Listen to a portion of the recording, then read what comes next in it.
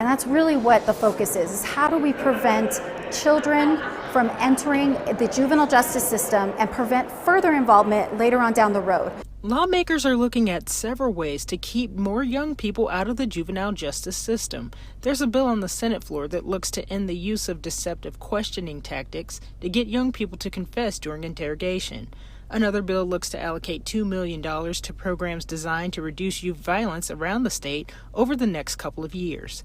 The third bill, currently in committee, is garnering attention because it would change the age that young people could go into the juvenile system from 10 to 13. For children that are ages 10, 11, and 12 would no longer be able to be arrested or charged with a juvenile delinquency or ticketed with a municipal citation.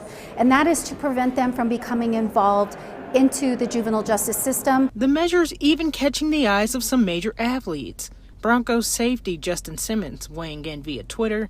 In Colorado, children as young as 10 are being funneled into the juvenile justice system, which just isn't giving these kids the resources they need, like counseling and care.